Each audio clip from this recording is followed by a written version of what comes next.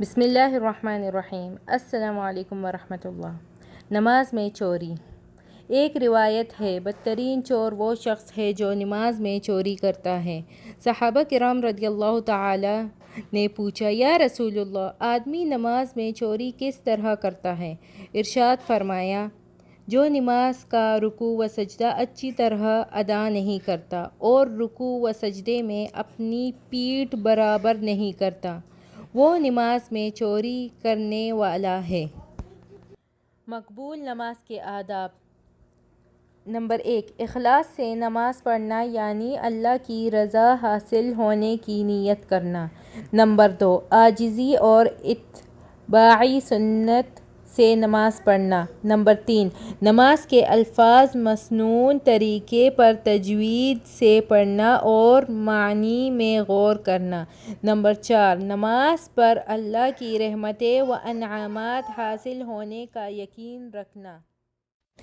اخلاص والوں کی نماز۔ ایک بزرگ حضرت حاتم عاصم رضی اللہ عنہ نے نماز میں اپنی حالت کے متعلق فرمایا، جب نماز کا وقت نزدیک ہو جاتا ہے تو کامل طریقے سے وضو کر لیتا ہوں، فرائض، سنن و مستحبات کا خیال رکھ کر تمام بدن کو سیدھا کر کے مصلی پر کھڑا ہو کر یہ خیال کرتا ہوں کہ قبلہ شریف میرے سامنے ہے، پل صراط میرے پاؤں کے نیچے ہے، دائیں جانب جنت ہے اور بائیں جانب جہنم، اور پیچھے روح نکالنے والا فرشتہ ملک الموت ہے۔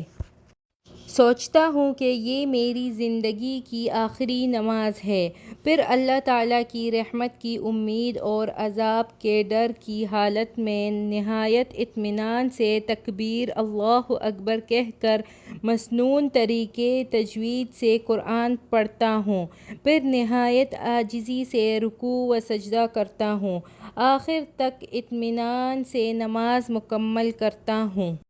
نماز کی فضیلت۔ اللہ تعالیٰ کے آخری پیارے نبی حضرت مصطفیٰ صلی اللہ علیہ وسلم کا ارشاد ہے، پانچوں نمازیں اور جمعے کی نماز پچھلے جمعے تک اور رمضان المبارک کے روزے پچھلے رمضان تک درمیانی اوقات کے تمام گناہوں کے لیے کفارہ ہے، جب تک کہ ان اعمال کو کرنے والا گناہ کبیرہ سے بچے۔ نماز نہ پڑھنے کا نقصان۔